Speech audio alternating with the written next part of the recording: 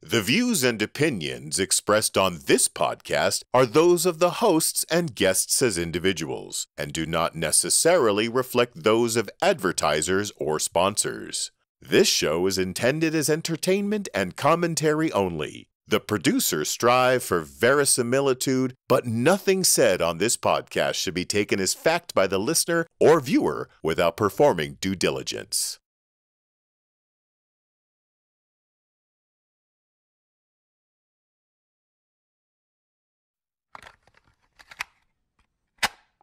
That existence, the physical universe, is basically playful. There is no necessity for it whatsoever. It isn't going anywhere. That is to say, it doesn't have some destination that it ought to arrive at. This is Keep Your Hat On, a show by three nerdy nobodies and one nerdy kind of somebody about nothing in particular. Keep Your Hat On is brought to you by the Narrowband Broadcast Network, NBBN. The focus is on you.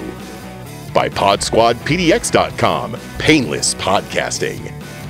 And by the kind support of KYHO fans everywhere via Patreon. Patreon. Create on your own terms.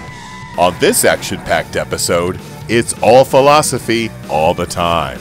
Well, except the parts where the boys talk about blown out discs, the Bee Gees, Saturday Night Fever, Sturgill Simpson, Gabe Kaplan, Welcome Back Cotter, Robert keeping his clothes on in public, and Old Cow Pie High. But that's just the first half hour.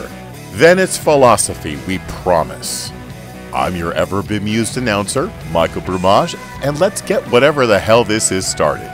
Here's Andrew, Robert, Dr. Mark, and well, he keeps showing up, Chris. And hello and welcome back. This is Keep Your Hat On, the show where hell even we don't know where we're going to go. I'm Andrew Scott, along with my good friends Christopher Vacano and Robert Anthony and Dr. Mark C.E. Peterson. How's everybody doing so far? Hey, doing great. We do that. It's the same every time. It's crickets, and then Chris says, "Hey, I'm doing great." Hey, I'm doing great.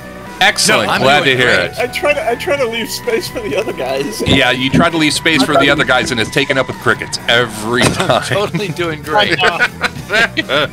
Well, I'm a little fried today. I've been doing this. What if? I claw your way back to health. Is that it? Yeah, claw my way back to something approaching like being fit. Oh. Because I blew out this disc about 3 years ago, and it's like it took until like this spring before I could actually get out and get around and stuff. And so I've been doing this like about 4 times a week, gentle jogging. Yeah. Because to call it running would be like a massive exaggeration. And so, but it's like this was a lot easier when I was like 40. Oh, don't even talk to me. Yeah, so I become like I'm going to turn into one of those angry old men. It's like, you kids better exercise. Oh, you mean like me? Constantly telling everybody, "Oh, use it," because man, one day you wake up and it disappears, and your body starts making together now. I'm training for my 80s, baby. I wake up every morning sounding, my body makes noises now. It just sounds like a desk chair rolling over a sheet of bubble wrap. It's just. Do you remember Gabe Kaplan doing a routine like this? Is in the 70s. He did a routine about. He woke up one day and he realized he was making his father's noises. Yep. I woke up making my father's noises. Yeah. Doing that too. Again, another underrated comedian. Gabe Kaplan was, when he was on top of his game, he was pretty much untouchable. I've been thinking about Flip Wilson lately too. You've been thinking about who? Mr. Cutter. Oh yeah. Horseshack. Horseshack. Yeah, Horseshack. Willow was pretty spectacular. Yeah. Now, I actually just read a piece the other day on the Sweat Hogs, really? Well, on the show, and actually one of the things that they brought up that was really interesting to me was when they premiered. Remember, this was the days of Happy Days, Laverne and Shirley, white picket fences portrayed on television, and there were a couple stations, and ABC pushed Welcome Back Cotter really hot. They thought it was going to be the next big thing. Somebody there was right. But there were a couple stations that refused to air it because they were going through school desegregation. Oh, dear. And they thought that it would stir up protest and resentment because it showed a fully integrated class. And they one of the people that was being interviewed for this piece that I was reading was just like, yeah, we just showed it and we didn't point at it. We just showed it for what it was. It was a bunch of people of very disparate ethnic backgrounds who were all friends and who are all connected by this thing. And it was no big deal. And it made me step back and have a greater, in retrospect, have a greater appreciation for what they were doing. You're right. It was all over the ethnic spectrum, and it was no BFD whatsoever. I went through a period too where when I was working, I was working in the factories as a machinist, and my thing would be to come home from swing shift at 3:30 in the morning, and it happened to be that I think it was the time where one of our UHF channels in Wisconsin had gotten the reruns of Welcome Back, Kotter. So I watched like an hour of Welcome Back, Kotter between 3:30 and 4:30 in the morning before I crashed out, and I enjoyed it even more as an adult than I did as a kid. Our local UHF station in Denver for a while was showing Welcome Back, Kotter at like 8 o'clock in the morning. And so I would watch it in the morning as I was getting ready for school. Sure. Which was, and of course, then I head off to my little Catholic school and I try to pull some of that sweat hog action just because I thought it was funny. And that did not go well. I always tried to model myself after the teacher and not the students. That's normally how I wound up going, and that made me incredibly popular in middle school. It is hilarious also to remember that this is where John Travolta started. It really is. True. Yeah. And it's like, whenever I see Travolta, I always go back to Vinnie Barbarino. Yeah. So. The hair. And, Travolta was interesting in that he, and the way I remember it, and of course, links down below, we'll figure this out, but Fonzie on Happy Days and Stallone were kind of modeling themselves off each other because they both were in what wound up being an incubator idea that turned into really what they presented on Happy Days. And that was the movie The Lords of Flatbush. Exactly right. Good score, nice boss. Call, yeah. And really that's where they wanted to bring that edginess into Happy Days. But, of course, they wanted to cover it in saccharin in order to make it palatable for everybody. And that's where they got Henry Winkler from. But that's what Travolta was taking as his model for what wound up being Vinnie Barbarino, which then later, of course, was blown up in Saturday Night Fever, the idea of, an Italian-American in the 70s New York. The fascination about Saturday Night Fever, the thing that I think makes that movie so good and so meaningful is not the disco music, Dr. Mark. Settle down, Mark. Going there. Take a pill. No, come on. It's a wonderful character study of somebody who is a complete nobody in his daytime life. Yeah, and at night he is the god of the dance floor. Mm-hmm. And, isn't that all of us? And that this idea that he's leading this double life, and one is totally unfulfilling, and the other is kind of filling that void. Yeah, but then again, as with so many things, it didn't age well because we've got the rape scene in the back of the car rape scene in Saturday Night Fever. However, the one good thing that came out of it, sorry, Mark, I'm going to drag you down with me, the music of the Bee Gees, and really, the contemporariness of it now is you've got the latest release from the Foo Fighters is all Bee Gees. And wow, there was the old Bee Gees, right? Awesome. There's How Do You Mend a Broken Heart Bee Gees. Right. I love those guys. Old Bee Gees. How about Massachusetts? Come on. Bee Gees had 15, 20 years worth of musical legacy before them. They were absolutely huge. There's a great documentary on HBO. Yeah. That that's just a Bee Gees thing, and really takes an honest look at their career, including the early stuff. Yeah, because the early stuff was more like it kind of sounded like Mersey beat, sort of. Oh, yeah. You know, and what's interesting is their goal in the early days. They were setting out to become the heir apparents to Led Zeppelin.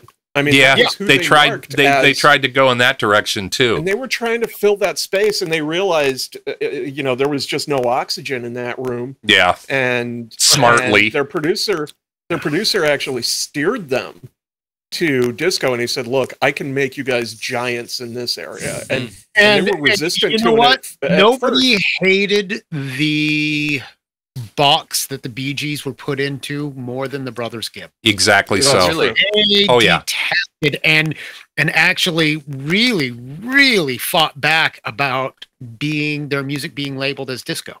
Yeah, because they didn't see it as disco. They understood that, and I mean, there's plenty of places on the interwebs where you can go and you can hear some of the original versions, the original demo recordings of a lot of things that turned into disco hits.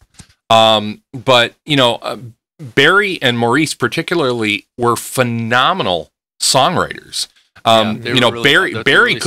Barry could easily have stepped away from music. He could have survived for the rest of his life comfortably off of his songwriting royalties for other people. Oh, yeah. It's one of the things that I'm actually kind of happy about with modern music, and that it's actually harder to pigeonhole somebody today than it was back then, because you get more looks inside the process. You get more looks into artists' lives outside of the studio or outside of the microphone.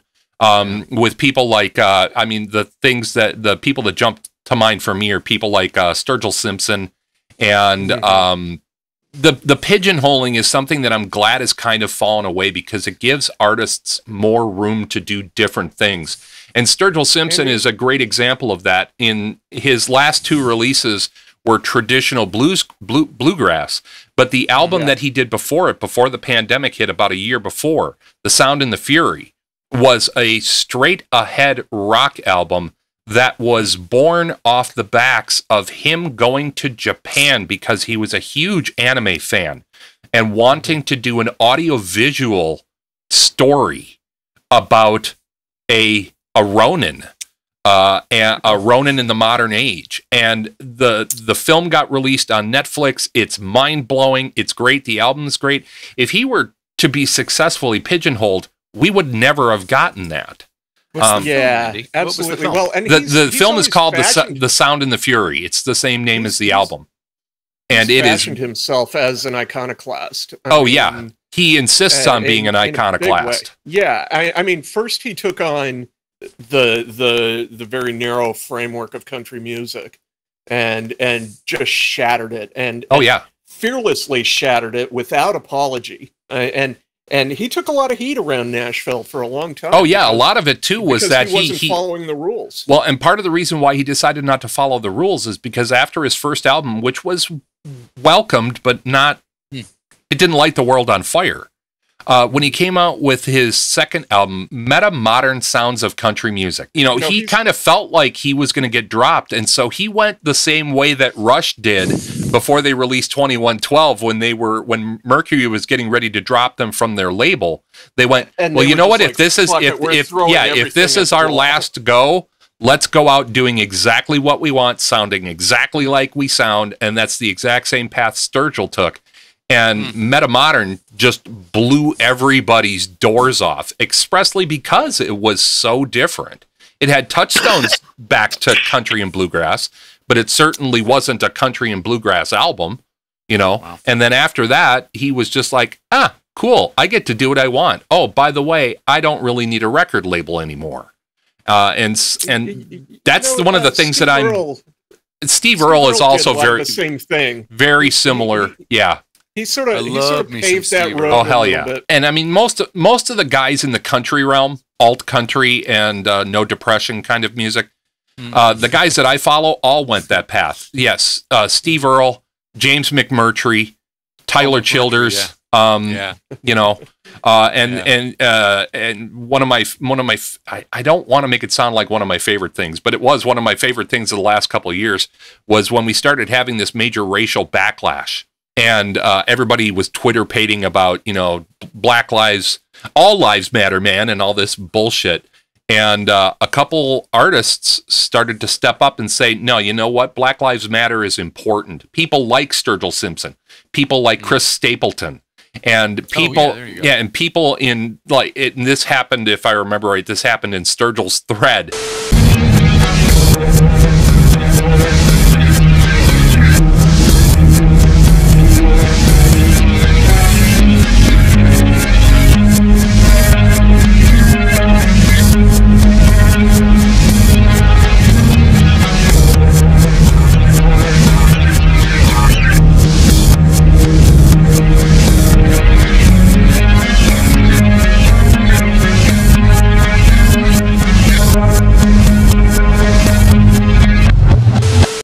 Well, the cool thing was I heard this jazz DJ say something as this was all progressing at this time. And one of the things that he said was, all lives matter when Black lives matter. Exactly right. That's nice. Right. And what I really like was the approach of all lives matter, but right now we're talking about black ones. Yeah.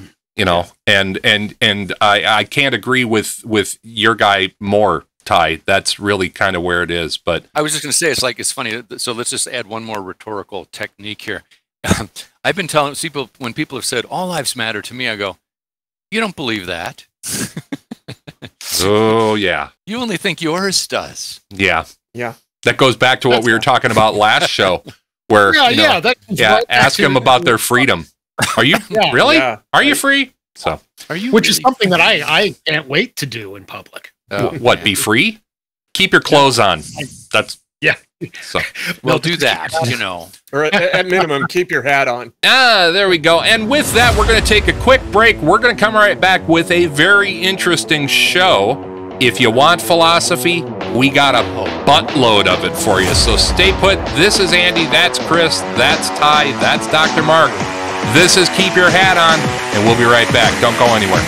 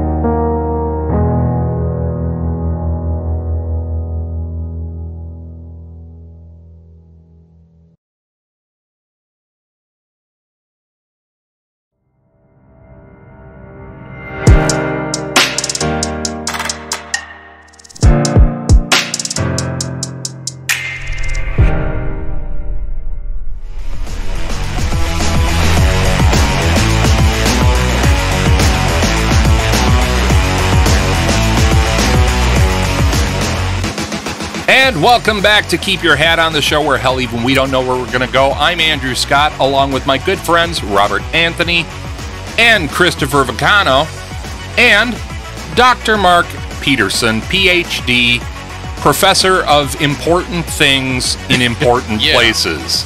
Now, again, a little bit of backstory. One of the reasons why we are able to feature Dr. Mark Peterson is because he and I have known each other for over 30 years. He was my philosophy professor back when I was starting out in college, my first 4 years of college at a 2-year university back then. I think that's where I was starting out, by the way, that year or the year before. It was the year before. I think you started out in 90, and my first class I took with you was 91. Does that jive? Yeah, you guys raised me. You always think it's the other way around. Yeah, well, I felt that you needed a problem child who was often running with scissors. I remember that part. I'm sure you do, and why you stayed friends with me all these years is still a mystery to me. But Andy, I'll just own up to this. I don't think this violates FERPA legislation. Okay. But I will tell you, what I learned from Andy was that Andy was one of these students who actually already knew all the answers ahead of time and felt an urgent need to tell us. And so I'll cop to that. I'll cop to that. Again, this has nothing ever changes. It was one of the great. It was a great moment in my early teaching career when I had to pull Andy out after about 3 weeks of this. Talk about horseshack. Simmer down. Simmer down. And I remember just saying to Andy, it's like I said, "Okay, I know you know all the answers, but you have to let the other children play." And Andy was like, yeah. Actually, okay. I will give you back what you actually said to me that worked, and that was, there's discussions in class, and then there's discussions we have over cigarettes at your car. Oh, wow! We should trademark that, right?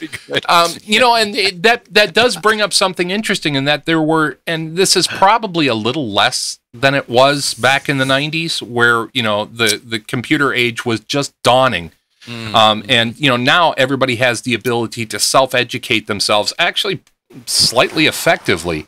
But there were so many kids like me, and I started college late. I'd been working in industry and had been working as a sound engineer for many years. I started college when I was like 23 years old. But I'd lived a life where I'd done all this reading, and I was in a small Midwestern town that was underserved by education, and getting to college was the first place where I was actually able to talk about these ideas, to talk about Plato, to talk about Aristotle, to talk about people like Marx and Marxist theory and all this shit that I'd read. So yeah, you put a kid like me in that environment where somebody like you actually gave me some credence, and my head just exploded with, oh my God, I can get this shit out now. And it's the best part about working. It's been the best part about working out here in the countryside. I worked at what used to be called the UW colleges, which were the extension campuses originally. What are they called now? They no longer exist. The legislature kind of dissolved them. We've all been farmed out to the major 4-year campuses. And everything's just a satellite, a physical satellite? Yeah, so I now work for UW Milwaukee. Okay. Well, at least I've been credentialing you right in the fly-in graphics. I've been saying that's UW. Essentially correct. Yeah, okay. But I went from little university on the prairie to working at a research one. We used to fondly refer to our little bastion of intellect in the hills of West Bend as Cow Pie High. Oh, yeah. And the reason why is because apocryphally we were all told that the college was built on donated farmland that used to be high pasture for cows. And I remember I was the one that in 1991 I went, wait, we don't have a literary magazine here? And Pat Roby, I believe, it was either Pat Roby or no, it was Herman Nibbelink, who was Herm. Yeah, Herm was phenomenal. Yeah. They said, well, you should start one. And so I did. And as far as I know, it exists to this day, and pyrite. Yeah, yes, exactly. Yes. And that's just it. My one regret is I thought that I was being so clever and so smooth by naming it 400 University Drive, which was our address. And for some reason, I just thought that sounded really swank. When I found out that at some point in time, they changed it over to pyrite. I was so fucking jealous at that wordplay. My envy exists to this day because it was a touchstone back to calling it cow pie high and pyrite. That was that got my dad joke gene all excited.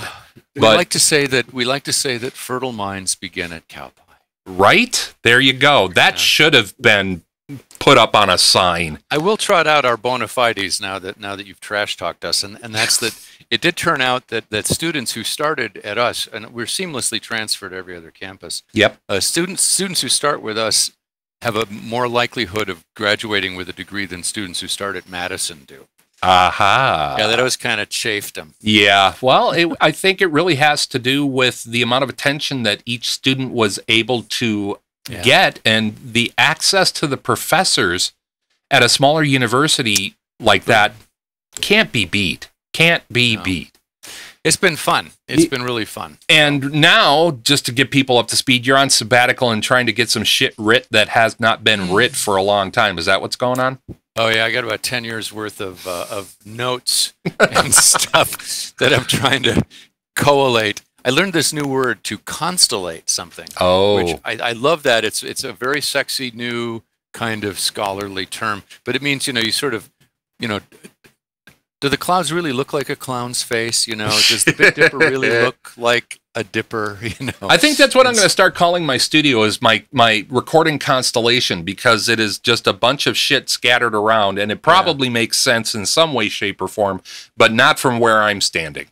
Yeah. So I have 3 manuscripts that are scattered every place. I'm just trying to bring them into big piles so I can figure out what I actually wrote right now. So, well, we're going to be leaning on Dr. Peterson here for a while, and we're going to have a discussion about something that has been top of mind for me. It's been top of mind for Chris and Ty as well. And in this new weird world that we find ourselves in, and I think you can take COVID out of the picture, but it's been attenuated by COVID. Way beyond COVID. Yeah, but it's been attenuated by the pandemic as well, I think. And that is really brought to the surface. Yeah. Yeah, it's this idea of, we got these 2 words that people bandy about. We've got this term ethics and we've got this term morality. And we're going to do a little bit of an examination here about those 2 words, what they mean, and not only what they mean in an intellectual sense or an academic sense, but what they actually mean in a practical sense. I think that's where the rubber hits the road for me. Taking an intellectual idea or an academic concept, and how does it apply to what I'm doing now? How does it apply to whether or not I go pick up my mail, or on and on and on? So at first, and again, everybody feel free to jump in here as you need, but Dr. Mark, talk a little bit about ethics and morality and the formal study thereof. Now, this has been going on actually longer than a lot of people. Yeah, there we go. There, I have it here. It's gone on a lot longer than people think. The examination of ethics and morality and their intersection points and the differences have been happening for like 3,000 years.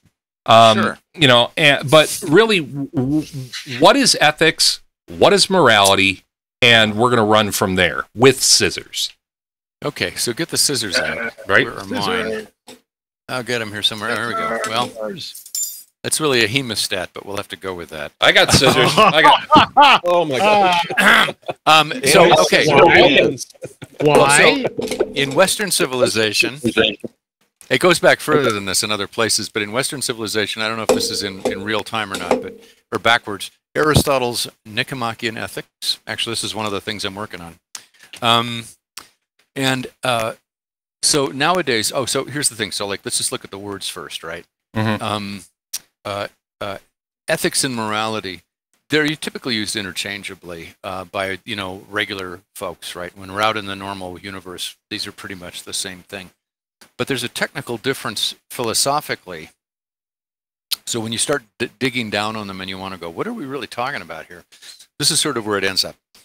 There's an easy equation that I use that's a very broad brush, but it works pretty well. And it's that morality is the term typically we use for like social habits, the social norms, right? That go along that we just inherit and we don't think about too much. But once you start thinking about morality, so if you take morality and you add rationality, and by rationality, I always just think ratios. Remember, ratios is in the word. Sure. Right? So rationality is where you work the ratios out to see how things fit together. That's all it is. I know. Isn't that a nice way to go? Anyway. Yeah, it is. Why haven't you used that on me before? You must have come up with that in the early aughts. I'm smarter now. I've had more practice. Yeah, more dummies like me to teach. I learn from the students. Don't ever tell anybody that. So morality plus rationality equals ethics. So ethics is what you get when you actually think through the morality of things and see how the pieces fit and don't fit. Because look, for instance, there's a lot of, when you look at morality, there's people always end up contradicting themselves, right? You've noticed this, right? People will say, well, so I saw one of the cartoon memes that came up in my Facebook feed this morning was some anti-vaxxer going, "My body, my right," and then an abortion rights advocate comes over and goes, "Mine too," and he turns and says, "No, not you." So this is an example of how about sauce for the goose is sauce for the gander, right? Mm-hmm. And that's essentially how you get from, if you just remember that, that's how you get from morality to ethics, right? As you start to notice the contradictions and you take them into account and you figure out what you're doing wrong. So you're saying morality first and then ethics? I think in normal life, we just sort of inherit what we're supposed to believe, right? I don't think we get to, you don't ask, 5-year-olds don't say, what's my moral stance on this, right? 5-year-olds just, you inherit what your parents believe. And so it's only after you start thinking about it that... Can I interject a little question here? Yeah. So I've often thought of, when I think of morality, I immediately associate it with as being driven by religion, and a lot of times. Sure. And I'm wondering, is that a crystallization, or is morality? Is it more expansive? Is it just that religion is sort of the crystallized format in which morality is discussed? I don't think there's a chicken or egg thing there. I think if you take any 2-year-old, at some point they're inheriting the mores, right? Of their culture, not eels, and their family. They're not eels, stuff like that, right? And some of them could be Baptists, and some of them could be Lutherans, and some of them could be Hindus. It doesn't make any difference, right? And so, a lot of times, where you get your morals from, of course, are your religious upbringings. And of course, if you start looking carefully at religious doctrine, you have a million pieces of contradiction there. Yeah. Oh, I was just going to say, it seems like morality and ethics come into play whenever you've got to make a decision between two values that are in conflict. Is that a fair assessment? Yeah, that's nice. And what usually happens is people will stick with their moral gut instincts, right? And by the way, the fancy name for this is moral intuition. And that's just where you just that's where people go, well, you just know what the right thing to do is, right? That thing. Which is ironic because most people don't seem to notice that. I was just going to say, in this day and age, no, it's not. It doesn't happen usually, like that. We go with our gut instincts as long as we can because that's what's easiest and that's what's been habituated. We're in the habit of doing those things, which I'll come back to in a sec. And it's only when confronted with the contradictions present in our gut instincts that people go, oh, wait a sec. Okay, let me think about it. And the minute you do that, now you've moved into ethics. If that makes any sense. Ty? You know what I mean? Hey, yeah, I was wondering, so we were talking about the 2-year-old and the 5-year-old, right? And of course, in different cultures, in different nurture states, right, things turn out differently. Mm-hmm.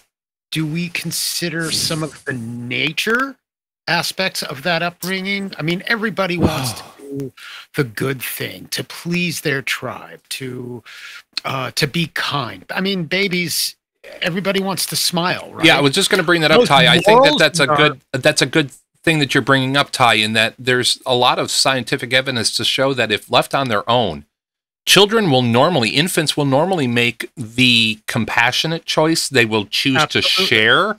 They will choose to be concerned over somebody else's reaction to an environmental stimulus. So I think what the question you're bringing up is actually really valuable. Yeah. So does that nurture, does that nature, that inboard thing that we're all born with, is it immoral? Yeah, are kids born with ethics and then they develop morals? So, How does dear. That So the deep end of the pool. Right. There's an official answer to this depending on which kinds of ethics we're interested in talking about.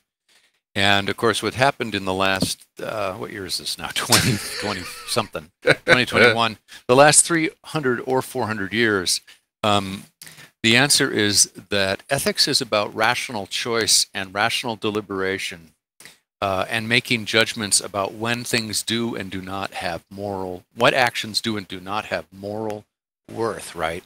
Mm-hmm. Now, so what that means is this natural inclination of people that the psychologists are like all over this stuff now these days, right? Yeah, it is a weird intersecting point between philosophy and psychology.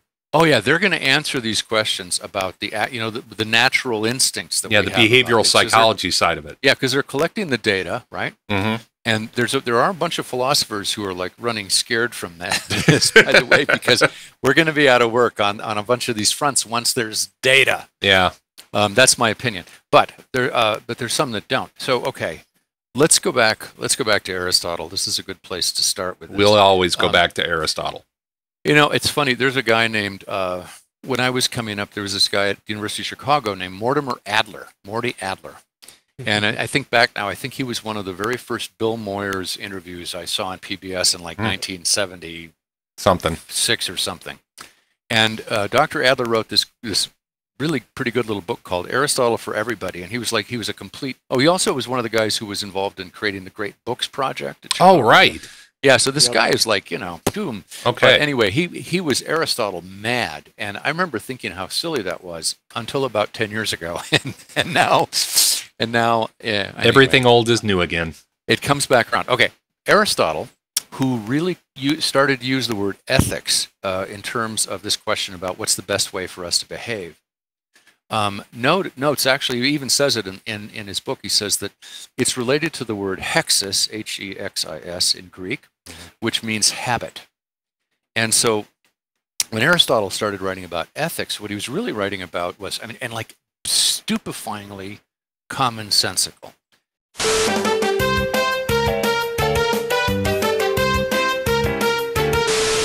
So here's what he says. He says that ethics really amounts to a combination of developing good habits for social interactions and thinking about it. This is so important. It's being said 3 times. I guess. Wow. Yeah, it suddenly just resolves itself. So let's press on. Cool. Okay. So he says that there's this. It's for Aristotle. It's a combination of good habits. Now, so if you think about if you're trying to figure out what's the best way to live, because that's what he was interested in. What's the best way to live? And this is a very Greek idea, which is what's the best way to fulfill your function as a human? What's the most skillful way to do it? What's the most excellent way to do it? If you read Zen and the Art of Motorcycle Maintenance, Robert Pierce, all of that stuff, all of that stuff is Aristotle, essentially. So, the function of a thing determines whether you're doing it properly or not, the activity and so on. Okay. Mm-hmm. Well, so Aristotle was this is like the uncommon common sense of Aristotle is that if you have to figure out how to live skillfully or live as well as you can, how do you do that? And the answer is, well, it would be really important to have good habits, first of all. And you have to train children. You can't teach children.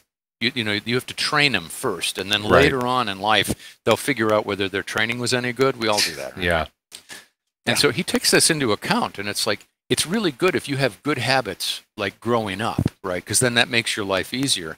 But you don't know that they're good habits until later on in life, and you can look back and think about it. Yeah. And there's this great line he says, as determined by correct reason. And I love the word in Greek because in Greek it's Orthos Logos. And so logos is sticking the words together in the proper order, right? Logo, right? Sticking the words together in the proper order. And orthos is a really complicated idea, but it's means to straight, like orthodontist, straight. Yeah, or orthopedics, right? Or yeah. And I think I don't know enough Greek or classics to know the answer to this, but I always suspected that there's this interesting relationship between things being straight and things being true. You know, and I think that has to do with Greek geometry. It has. They're all Pythagorean. Yeah, they were all Pythagoreans. And so, don't tell the math people this, by the way, because we like to claim we're first. Yeah. Yeah. So the straightness of putting the words together in the right order. So, you know, properly thinking about it. So if you've been given good habits growing up, you know, later on in life, you figure out whether these habits are really good or not. And, you know, we all do this in one way or another, right? Then Ty, you know, you're asking about like we have these natural instincts on top of this, right? So there's these natural, some of us are like, I always think of this kid named Steve who was like the shy guy in 8th grade, right? He was like, you know, pathologically shy. And he knew this about himself, and it was like a natural disposition, right? And so he knew he had to overcome this. This was so funny at the time. So for the 8th grade talent show, he decides he's going to play the drums. And we'd always seen this kid as, you know, just, you know, wallflower, quiet as a mouse, wallflower guy. And he comes in and, what was the movie? Napoleon Dynamite. He comes in and he pulls a Napoleon Dynamite. He shows up and he's got his drum kit. And it's like, this guy plays the drums and he's wearing a tie-dyed t-shirt and sunglasses. Suddenly he's Pigpen. Right. And he trotted out some deep cut from Led Zeppelin, and he played along with that sucker, and he killed it. And when he did this show, $5 says it was Moby Dick. I don't remember actually. I don't wish I could tell you. But it was like boom, yeah, Carl Palmer shit all over the place. And he did this. It was a Napoleon Dynamite moment when the curtains opened. Everybody laughed when they saw. By the way, the curtains opened and they saw him. He walked out slowly to his drum kit. It was just the drum kit on the stage. He walked out to it. People laughed because they saw it was Steve, right? Yeah. And then he sat down and he played. And dude, he destroyed the whole house. Okay, shut them all up. Interesting. So this is like a regular thing that happens in people's lives. But there's a really interesting Aristotelian way, how this is what Aristotle's thinking about. Like we all have natural dispositions. So like I think at least 3 of us here talk too much. I'm pretty sure. I think Robert is the only one who has a controlled set of vocal cords. The rest of us have you met me? Right. Oh, well, only virtually. Yeah. But my instinct is we all talk too much. And so this has been like, you know, I'm glad I got the job I did because it allows me to just try to be who I am. Focus that in a safe direction. Yeah, they would never tolerate this in real life. So so you have these natural inclinations. Some of them we can fine tune them through rehabituating them, right? You get this? But then how do we know whether that's right or not? And the answer is at the end of the day, you can't do that as a child. You have to wait till you're old enough to start thinking about yourself and decide whether or not your behaviors are working. Does that make sense? Yeah. And so there's these 2 components. There's getting good habits, and then there's understanding how to execute those good habits. Can I make sure I'm tracking here? The definition, the determination of a good habit is if you look at things as action and result, action and outcome. Mm-hmm. That you need the perspective of the result or the outcome in order to determine if the action was a good choice or not, and that's how you sort of establish good habits is good actions leading to good outcomes. Right, and yes, and the way Aristotle does that, by the way. So I didn't want to get too deep in the weeds here, but this is a pretty interesting one because it looks like Confucian and Taoist thought. Yeah, and that is that Aristotle points out. He says that a good habit is something that will tend to move you toward the mean between 2 extremes. Mm-hmm. And so you want to hit the Goldilocks middle course here. Mm-hmm. And I'll give you a great example of this, by the way. This is one of the examples he trots out. He says that the most excellent characteristics we can have are these things that tend to hit the middle between 2 extremes. So one of these, and then here's where the problem starts. The translation of the Greek term for an excellent action, the translation is usually virtue. True. Yeah.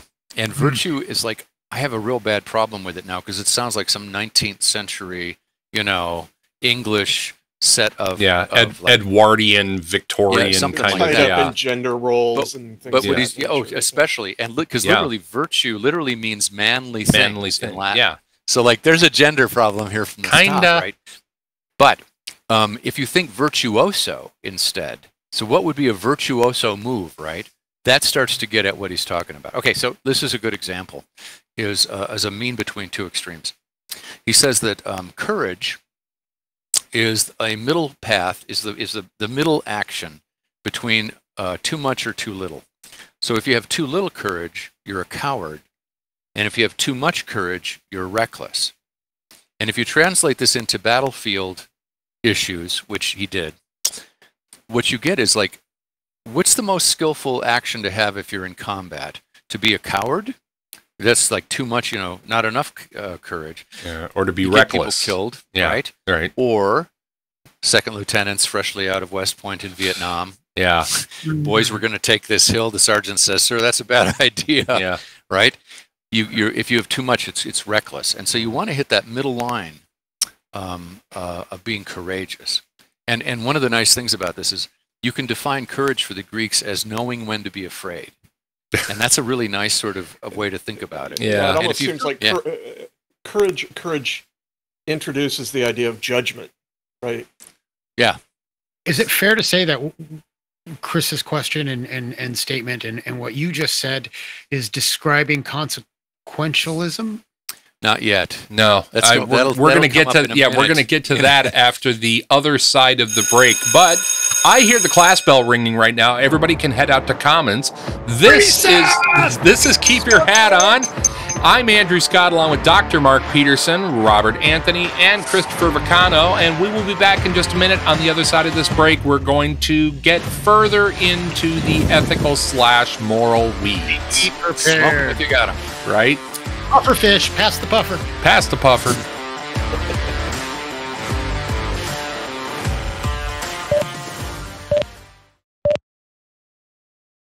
And here we go. Oh, I just broke my ring.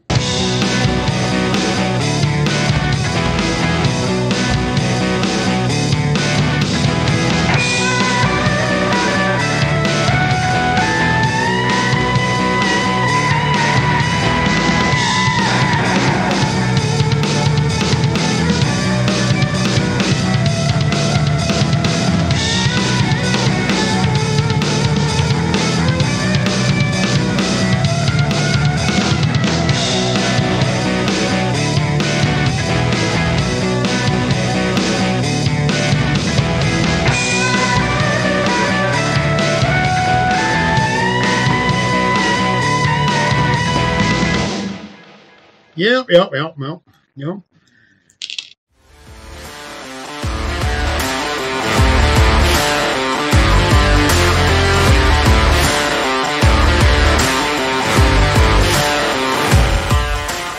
And welcome back to Keep Your Hat On, the show where we don't know where we're going to go, and neither do you. But we've got a little bit of an idea, and we are on a road trip, me, Ty, and Chris, into the deep weeds of the discussion of ethics and morality, or the discussion of ethics versus morality, with Dr. Mark Peterson, professor of philosophy of the University of Wisconsin-Milwaukee. And when we left last time, we brought up a word that is going to play in this segment, and that is the term consequentialism.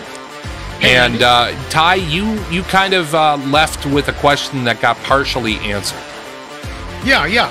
But before we get there, I just want to recap. So when we talk about moral pluralism, right? Okay. We're talking about that middle point, which is what that old Greek guy was saying, right? Yeah. So now that's great, Ty, because here's the deal, right?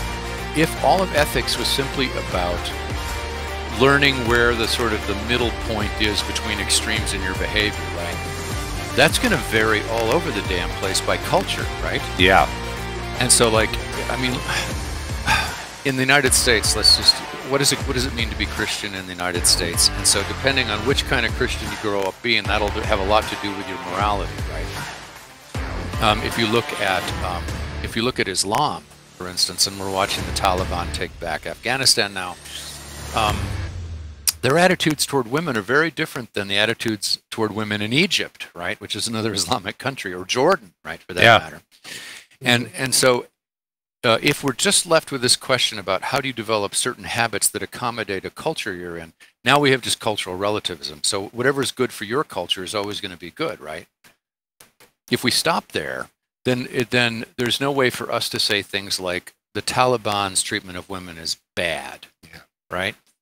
And frankly, I'm sorry, this is just me. I want to say that the Taliban's treatment of women is bad. I want to second that. Yeah, no argument here. Pretty easy, right? I want to, but now if you let the relativism in the door, then you can't say that. So what is it that saves us, for Aristotle, from just falling into complete relativism, which he gets accused of, by the way? And the answer is, in book 6, I'm really tired of saying it. This is one of the whole books I'm writing, actually, is like, people forget that Aristotle wrote book 6 of the Nicomachean Ethics, and that's where he talks about using your melon to figure out whether what you're doing in real life has contradictions in it and how not to do unskillful things. So you can ask questions like this now. What's better for society, letting every person become, maximize their potential as a human being, or stuffing them into socially prescribed boxes? And so we could actually test that. I think we have over the last few thousand years. And it turns out, trying to make sure everybody is able to become who they are fully is good for everybody, turns out. Now, that's not a thing you can say based solely on social habits. Right. And it's like, it's like the pushback we're getting on critical race theory right now is that they'll say, but the Declaration of Independence and the Constitution say everybody's created equal.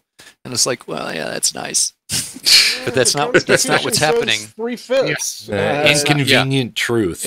It's not what's happening in real life. Before we head down that path, can I ask a question here? Yeah. So my understanding, and maybe I've got this wrong, my understanding of moral relativism is more related to this idea of, say you've got a rigid sort of moral precept in place. And that would be your moral absolutism. This applies all the time in all cases everywhere. Yeah. And to me, moral relativism would be, no, this applies in these situations, but it does not apply in these situations. You have to have a different set of rules. And the example I think there's a wonderful example that I could sort of spell out in this idea, which is Star Trek. What was it? Star Trek II: Wrath of Khan. The needs of the one or the needs of the many outweigh the needs of the one, or the one. And in that particular context, it was a matter of self-sacrifice for the others. It was the moral precept projected inward. But if you turn that moral precept outward, you get a line of thinking that says it's okay to kill a person to save a room full of people.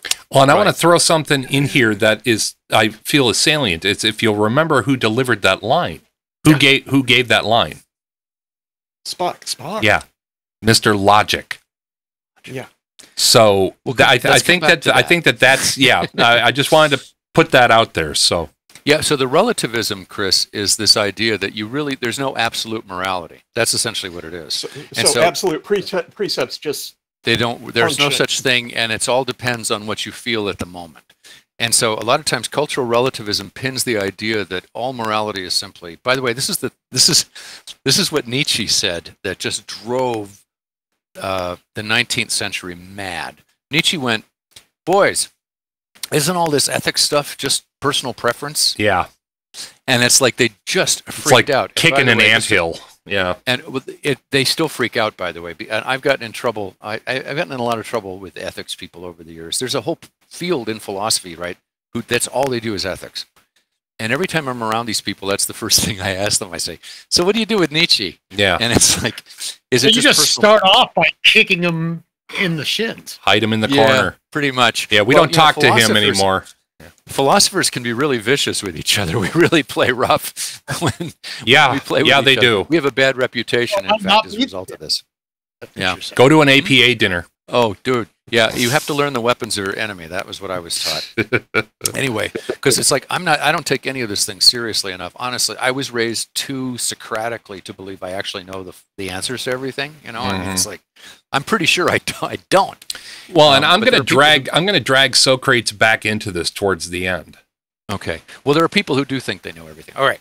So the morally relativistic position is that you can't ever establish an and here's what they say: you can't establish an absolute moral principle, and therefore there aren't any. And so then it's whatever you want to do at the minute. You can't make judgments then, because there's no basis for judging something to be good or bad. All right. Aristotle says, sure there is. You can figure out when things are done excellently or not. You can figure out whether the ends you've chosen to achieve fit the means you've chosen to achieve them. And for Aristotle, at the end of the day, and this is, Robert, you were asking me before we went on about virtue ethics. And virtue ethics is the word that's used to describe Aristotle. And for Aristotle, I'll give you the definition. For Aristotle, the function of being human is to be happy. Doesn't that sound good? And so, on the surface, it's fab, yeah.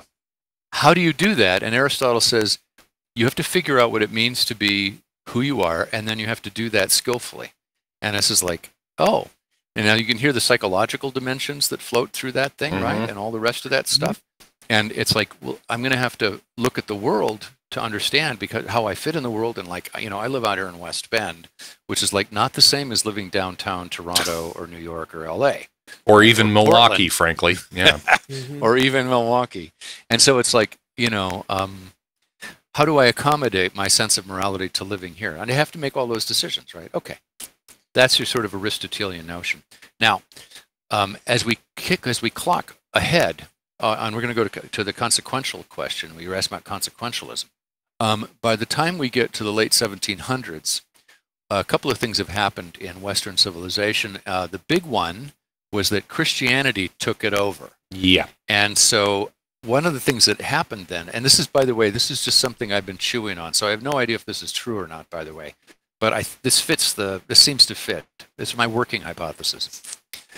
Christianity sort of took over Western civilization, and one of the things that happened then is that questions about ethics were simply handed over to the Bible and the priests. Yeah.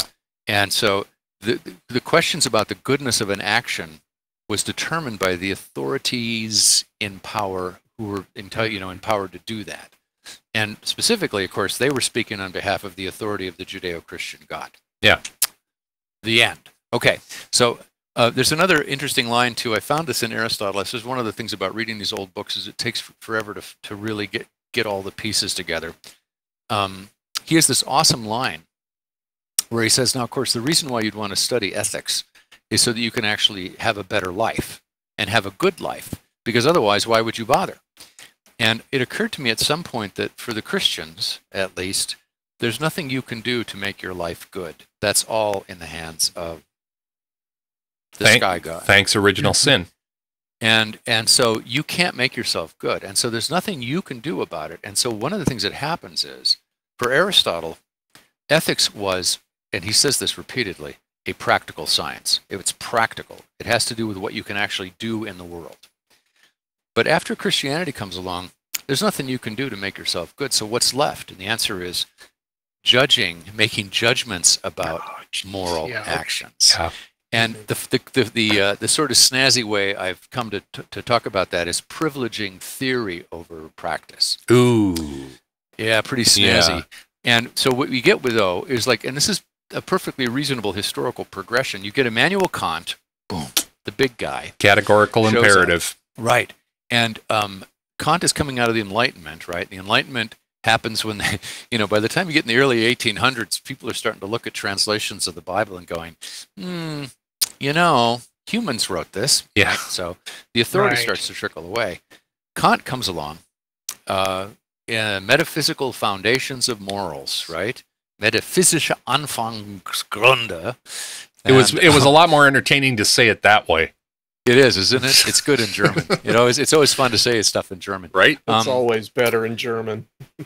Anyway, philosophy is easier in German, by the way, for those of you tuning in, because the words always say exactly what they mean. There's no ambiguity. No, and it's very German. Yeah, right.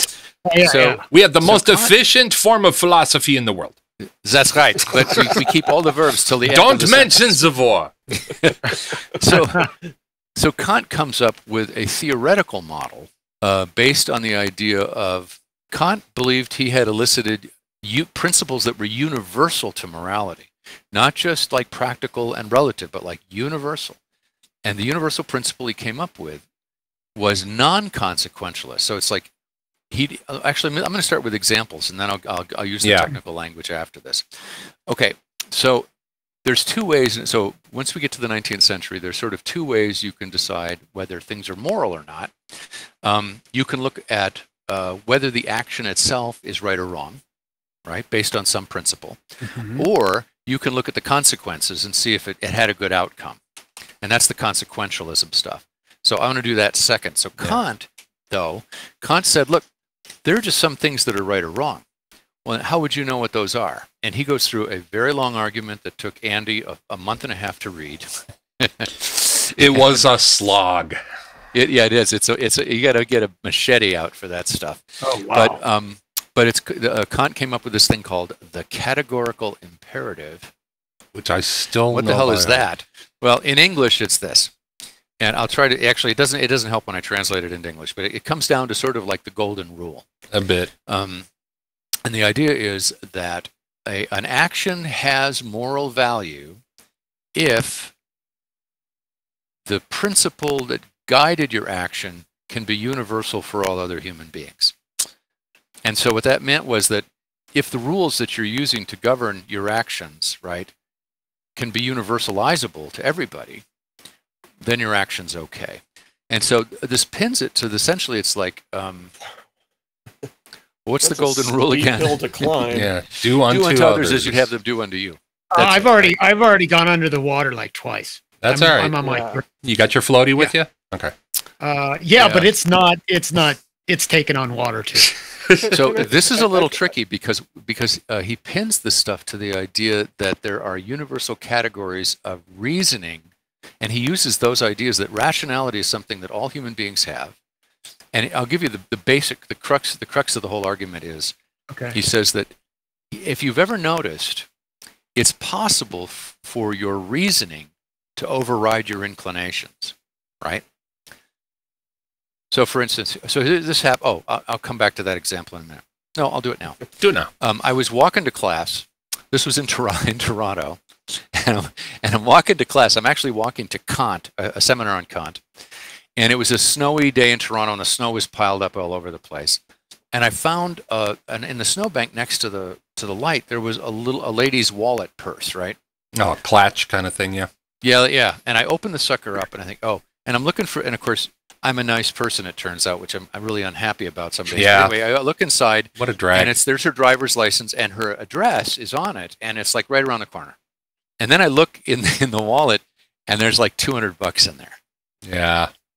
And I'm thinking, I'm getting by on $600 a month in the most expensive city in North America in the 1980s, right?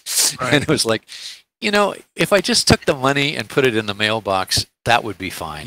I've still done a good thing. See, so the question for me, and the worst part is like the philosophy student. It's like, what a fucking nightmare this was. Were you looking for cameras going, this is some kind of fucking they didn't test. have them then. No, the cameras were all in here already, man. Right? Mm-hmm. And so I'm tossing this up. So it's like what Kant would say is, no, you have a duty to return somebody's purse if you find it. It's just because it's the right thing to do. Yeah. I'd like to jump in here, and I kind of give a middle finger to Kant, maybe. Feel free. That you have an enforced duty, to me, is not a good justification for any action. That if you're just towing the line of social demands, And in that particular situation that you described, I imagine myself in that situation, and I think of it in terms of long-term outcome, short-term outcome, and long-term outcome. Mm-hmm. Yeah. Short-term outcome feels great. I got $200 in my pocket. I can, buy some more top ramen.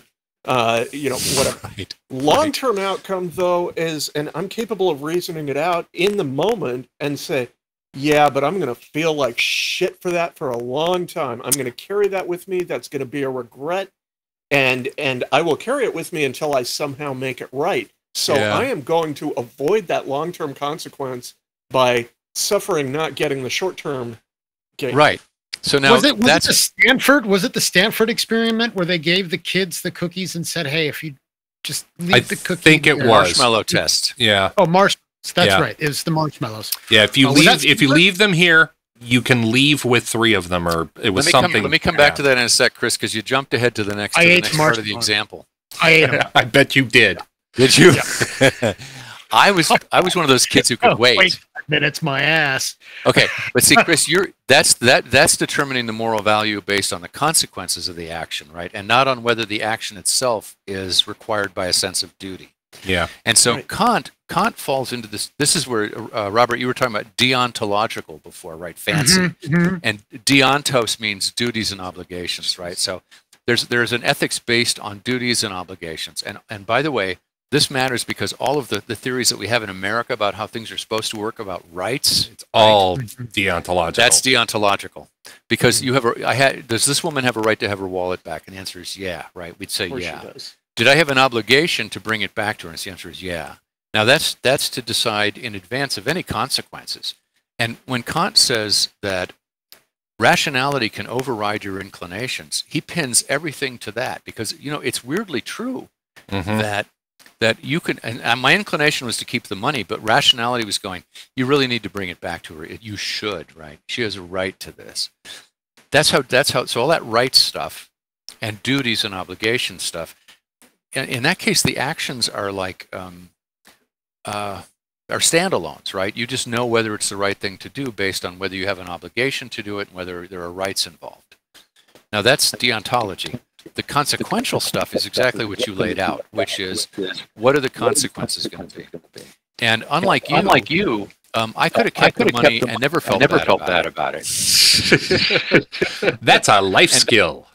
And then I'm having this, but then the funny part about this, it still cracks me up, is I'm standing there as a philosophy graduate student having this argument with myself about whether I should bring the wallet back, and that was pretty funny. But anyway, of course, I actually brought the wallet back. There you go. Wait, happy ending. Oh, what is so going to this maybe middle point way? Yeah. Where does the idea of I have the address, I'm going to go back, I'm going to return the wallet, and let's see whether she rewards that behavior? That's what I did, and of course, this is what I did. And she didn't. Okay.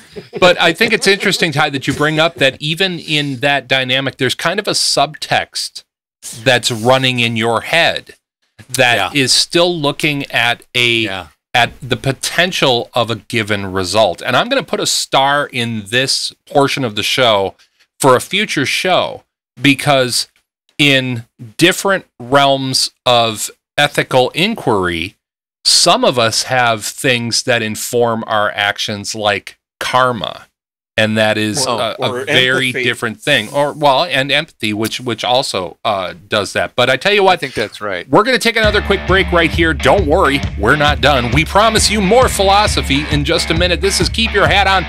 That's the questioning Ty. That's the slightly confused Chris, and that is the best mark you can possibly fucking have right now. This is a serious discussion about philosophy, and we're the serious Keep Your Hat On. Fires and lampshades, Don't go anywhere. I might wind up with a fez in just a second. We'll be right back. Beautiful.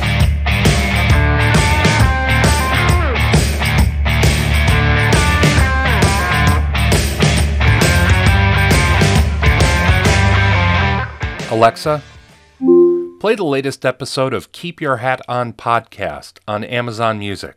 Here's Keep Your Hat On from Amazon Music.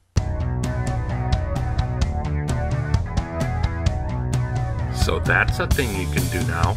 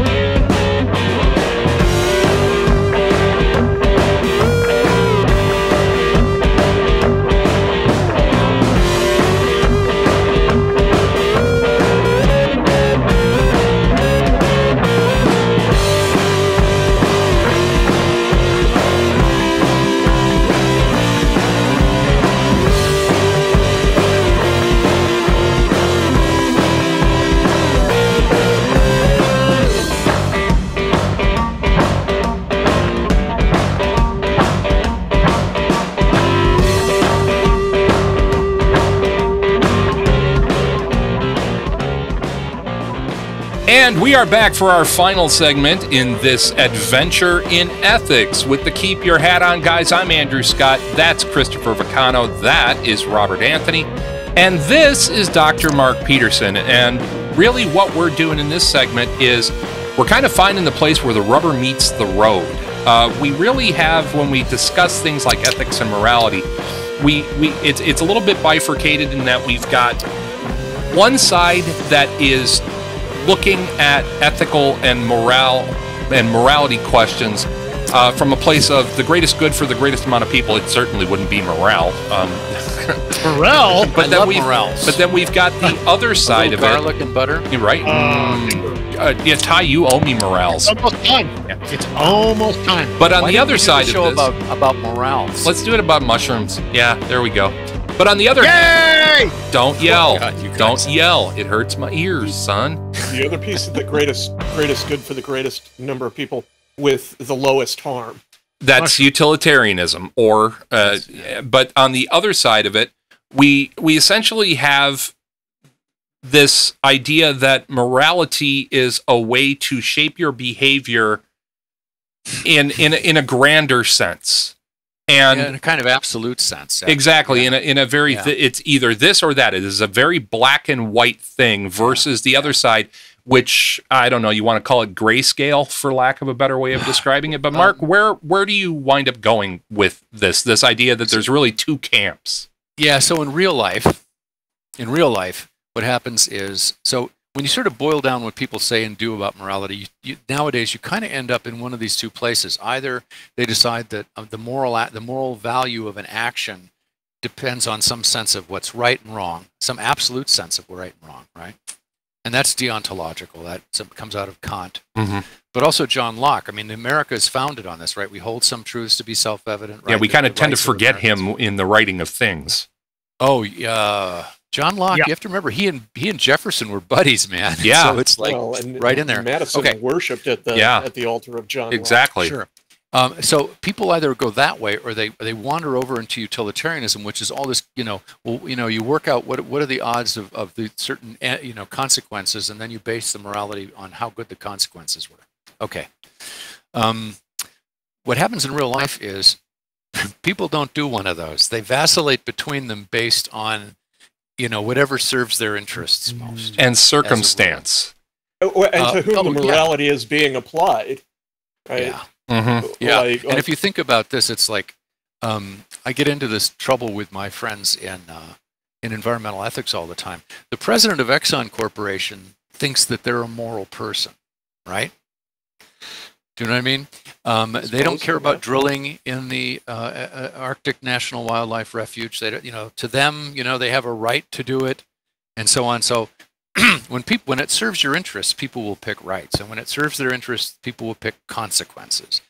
And the irony here, of course, is this just takes us back to the moral relativism Nietzsche was talking about, which was like, people just do what they feel like, and if you feel like doing it more, rights one day, you'll do that, and if you feel like doing, consequences. Moral relativism sounds like amoral. Yeah. No. It's not amoral. No, No. gravity is amoral. It has nothing to. There's no morality involved in it at all. No, it is amoral relativism. Yeah. One of many. These are assertions about morality. And Chris, you were going to come back about something about absolute. Yeah. So yeah. I mean, it seems like the big question or the big point of contention here that all of these guys that we've referenced are wrestling with, and I think we're wrestling with it. Is who's the arbiter? Who's the judge? Who sets out? And that there's a suspiciously large patch of silence in philosophy when it comes to who is the arbiter. It's really interesting about this. It's perfectly clear in Aristotle who it is, and the answer is it's you. Now you have to be raised right, and you have to be willing to listen to your own rationality. And you have to have good habits. And if you do all those things, you'll be in pretty good shape. When I was living in Riga years ago on a sabbatical, I got to work with all of these NGO environmental groups, right? And the Swedes had been in there big time, and they'd been spending their money on legislative initiatives to preserve ecosystems and blah blah blah. And they got no place with that for about 5 years, so they pulled all of their money out of that and put all of it into environmental education for children younger than 5. And it's like, you got to start them young. Now, later on, the kids will decide whether this is Orwell, right, or Huxley, Brave New World, or whether it really is a good idea, right? There's that. Okay, but so with Aristotle, it's you. But what happens after this is with Christianity, of course, the arbiter, and I'm just going to use the word authority, and I would capitalize that. Who's the authority? Ethics gets grounded in authority. Authorita! You will respect my authority! Insert Cartman here. I will. And it's hierarchical. It rolls downward. Well, and also so. to be fair, I want to point out that it's not all Christianity. You have to contextualize and remember that at the same time, we also had the rise of Islam, and Islam had half of the world. It had the other half of the world, and I'm not talking about the actual globe because we've got all of Central and South America. You're absolutely right. I'm staying right inside of European. Yeah, the European. That's really the dynamic, because this is where this train and school of thought was born from and really came to fruition. Yeah, it's like, and I'm always really careful about this, because when you go to different places, there are like crazy similarities between Aristotle and Confucius, for instance. Oh yeah, that are nuts. But it's like you got to be really careful about Asia and not treating them as if they're under the same umbrella as the West. And even within Islam, there are similarities to the Christian views on here. So, for instance, in Islam, if we go to Iran, for instance, we will discover, or if we go to Saudi Arabia, we will discover who the authority and morality is, and the answer is Allah. Allah. Right? The end. And period. It's Yahweh or the highway. There. Yeah. Right? All peace. Oh, that's an old joke. All peace be upon him. Right. So, but in the Christian West, it's Jesus's dad and the Pope. And the Pope. Now, what happens, of course, as the Enlightenment lands, right? And my take on this was, the Black Death swept through. People were left alive. They thought, man, God really stuck it to us. Maybe there isn't a God. That smiting thing again. They threw this party for a few hundred years, which was the Renaissance, and then we get the Enlightenment. Okay. My sense about what happened, and again, I could be wrong about this, but my sense has always been that when the Enlightenment happened, we were still in the habit of attributing moral judgment to an authority, but we shifted it away from God and put it into human rationality. And so it's like, so when you see a lot of these arguments nowadays, people trash talk rationality all the time as being instrumental. So that means you're just thinking up ways to get what you want. Right. In other words, right? Yeah. Satisfying your appetite. Rationalizing. Yeah. Right. Rationalizing. Good. Yeah. And this is exactly what this was exactly. So we get Kant cooking up a set of ethical moral principles based on this absolute standard. You get John Stuart Mill and Jeremy Bentham, who cooked up this utilitarian greatest good for the greatest number consequentialism thing. And by the way, it is a sliding scale of gray. Yeah, you got Jonathan Swift in there messing and muddying up the waters a little bit. A modest proposal. Just a modest one. But we talk about utilitarian calculus, and so it's sort of like you sort of do accounting and number crunching on what the consequences are, right? Mm-hmm. There's definitely a calculus that goes on, yeah. That's right. Okay. So, in both of those cases, there's still an authority. And the authority is human rationality. And it's a specific kind of human rationality. It's a kind of rationality that that at the time they felt had a kind of an absolute ability to understand universal principles, which is really nice if you're a white guy from Northern Europe. They almost did treat it like a standalone entity. Oh yeah, rationality. It's like this. Yeah. I finally realized it's like they were in the habit of attributing the authority to God, and they just shifted the authority to human rationality. Yeah, it was essentially their Athena kind of thing. Is that expressed by, some particular committee of big brains that College of Cardinals? What is rational or what isn't? Or are we back to Aristotle where it's no, you've got the capacity for your own human rationality. Oh, Chris, you got it exactly right.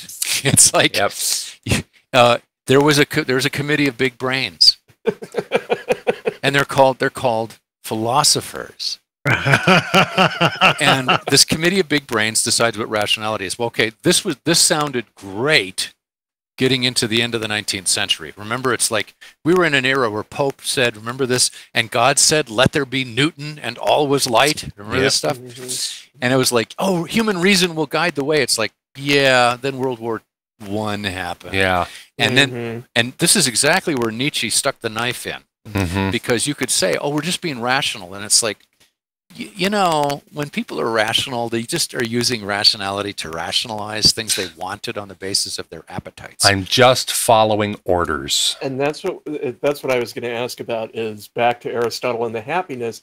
That seems like that leaves the door wide open to just become for all kinds of abuse, like we were talking about in the last episode. Mm-hmm. There's a great line. Let's see if I could just turn to it. It would be awesome if I could just like turn. Oh my God, look right here and say, wait. Boom. This is at the end of book 6. He goes, so could this just be wide open for the appetites to enslave everybody? He was talking about the appetites here, and he goes, in the case of both children and beasts, the natural characteristics, and these are our natural appetites, are present, but they are manifestly harmful in the absence of intellect. Doh. And so here's the deal. And we all know this from our own lives. Our appetites win out all the time. And I want an Oompa Loompa now. Wow, who doesn't? Right? Come on, they're right there. Is that chocolate in the river? So Willy Wonka gets us here, doesn't it? So Roald Dahl really did kind of kernelize that whole thing very skillfully. Man, okay. The reality is, though, and this is the nice thing about Aristotle. Oh, so let me do this first. First of all, this idea of reason as this kind of final authority on everything. This is where the postmodernists jump in right after Nietzsche. Mm-hmm. And so postmodernism is this idea. Well, modernism is like Kant and Mill and those guys. Yeah. And so postmodernism is this view that human rationality is not as reliable as you think it is. Right? Imagine that. And Aristotle actually has this great line I've always loved, which is that it is possible to figure out how to do the wrong thing the right way. So like robbing banks, for instance, which is really not a virtuous activity. You could still figure out how to do it. But it makes for some great movies. Awesome. But he says that's not so much moral as it is clever. And he actually does a whole couple of paragraphs on this idea of cleverness. You can tell actually in real life when people are behaving badly. That's weird, right? You kind of can tell. Yeah. And you can tell and it has to do more with, are they really satisfying their function as a human being? Are they making themselves happy, right, at the expense of everybody else, or are they making themselves happy in the context of the society we live in? Yeah, altruism versus hedonism, Yeah, this starts to get at it. What we found, of course, is that in recent totalitarian regimes, of which there are still many, the authorities have written what is so. And people will cling to those absolutes. Chris, I think the thing about absolute morality is it's very comforting, and it requires no thinking. Yeah, it's easy. Yeah, because it takes you out of the equation. It takes you and it absolves you of all responsibility. You get rid of all your responsibilities and think of that liberation from people. Oh, just throwing it up to the will of the gods is fantastic. What a great scapegoat that is. So where does that, I guess one of the things that I want to do and look, we're not purporting that we're giving anybody any real answers in this. This is an exploration and a discussion. Listen to me. Yeah, and this exploration and discussion has been going on for 2,700 years plus and stuff like that. And frankly, there still aren't a whole lot of good answers, okay? But when we look at what's going on in our world today, where we seem, and I shared with, and I didn't share it with you guys, I shared it with Mark yesterday. There's a great piece that I'll link below regarding why people are so fucking angry right now. It seems like everybody everywhere is angry at everybody else. It's just what you think it is. Yeah, and that's just it. No spoilers, but one network comes out at the bottom. But really, the way that I live my life is I try to see where I'm making an impact, either on the large scale or the small scale, the street view versus the global view. And no matter how many people are watching or listening to us right now, we suddenly, all three of you, we're a global platform. You can hear us everywhere around the world. Hello to all our listeners and viewers in India who are still sticking with us. It's very interesting. Click like. Right. Click like. Very good, Ty. But where does the rubber meet the road with this today in our world? Where does the difference between ethics and morality show itself right now? Well, in our politics, which is all about avoiding ethics and imposing morality. Yeah, looking at you, Mr. Como. Yeah. Wow. Sorry, that was a little political, but you know what? I feel comfortable with that one right now. Yeah, what we're seeing, I think, largely, we're seeing this all over the world, is imposition of morality and avoidance of any ethical thinking, because it's too hard. And I just to be a little bit political, the previous president, one of his great strengths, I thought, from a political point of view, was that he gave people permission to misbehave, and they did. Yeah, and they've seems they did. And listen carefully, right? They really liked it, and that tells us a lot about where we are. What we're seeing is I watched Pray Away, by the way, on Netflix, which was really heard about that. That's going to be a hard watch. Maybe harder for you guys probably if you have friends who've actually been through conversion therapy, but I don't. But it's like these people I keep an eye on. Yeah. But it's like the resurgence of these kind of fundamentalist ideas. Look, we're seeing it with the Taliban. We see it with the Christian right. And to be clear, for people who don't, you hear the term a lot, but a lot of people don't understand what the term fundamentalism means. It means a direct literal interpretation of the dogma of your spiritual belief. Yeah. So that means to go back as read with no room for interpretation, which is very ironic to me because, of course, it's all interpretation. Yeah, turns out they're all interpreting. Yeah, so well, and the sacred texts and the dogma run all over the maps. Yeah, again, it's contextual and situational. So, anyways, Mark, you were saying the fundamentalists. Oh yeah, well, fundamentalism is the imposition of morality over ethics because it denies that you can actually think about things and make sense of them, right? I mean, at the end of the day, it's our thought, our own thought process becomes an enemy in that engagement. Well, because if you thought about this stuff, it's like, none of the Christian fundamentalists that I see lately have read the book of Amos, for instance, which goes after capitalism, and it's like, everybody cherry picks what they need out of the Quran too, for instance. That's another thing that we're seeing. So it's like all sacred texts are subject to this. And it's because, and again, by the way, this could be my own Western-centric dream factory, but, we can figure shit out. And just because, we can figure out digital watches, right? We miss you, Douglas Adams. Yeah. To quote Douglas Adams. But it's like, nifty. people say you can't figure out morality. And this is one of my favorite questions to ask in classes, like, is it possible to have knowledge about moral decisions? And the answer is sure. It's just hard. And it takes time, and it takes experience. And it takes introspection, a willing to be introspective about your own behavior. That's right. That's right. Yeah, and that always makes people uncomfortable. And see, we're back to our colleagues over in the psych department who are going to have to figure out why that is. People really hate having to think through the things they actually believe. This is why they killed Socrates. I was just going to say, and that does bring me back to Socrates. And one of the things that always comes up for me is that, and this is one of those things that you get with Socrates, once you've read enough Socrates to start reading between the lines, and that is Socrates essentially always tells you, don't trust people. Trust yourself. That is both the greatest freedom and the most pernicious set of fetters there could possibly be. Yeah. Because then you're responsible for it all. I went back to Socrates with you guys, and the idea that everything you need to know is found by looking inward. Yeah, it's available to you. Whether or not, it's easy to get to, that is an entirely different discussion for an entirely different time. But we have taken up plenty of yours, dear listener / viewer.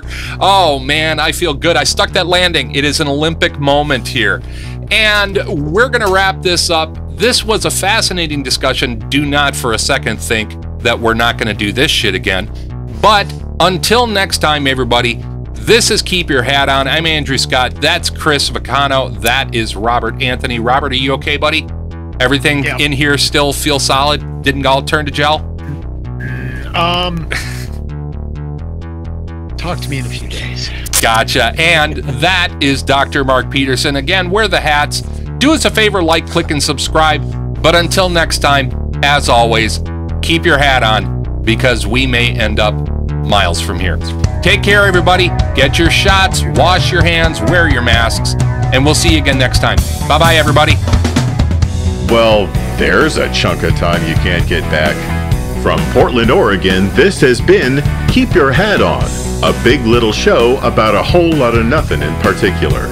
Keep Your Hat On is a narrowband broadcast network production in association with PodSquadPDX.com. Andrew Scott, executive producer.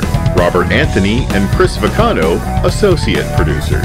Our theme music was written and produced by Andrew Scott, along with help from Ron Kajawa. Website design and maintenance by Vicano Creative, Chris Vicano Webmaster, available at VicanoCreative.com. Audio and video production by Andrew Scott, available at AndrewScottMedia.com. Got ideas or comments for the show? Email us at talkback@kyhopodcast.com, and don't forget to like, click, and subscribe. On behalf of the boys, I'm your announcer, Michael Brumage. Thanks for listening. I guess. Talk to me in a few days. Ow! Get your ass to jail! Ow! NBBN. The Narrowband Broadcast Network. The focus is on you.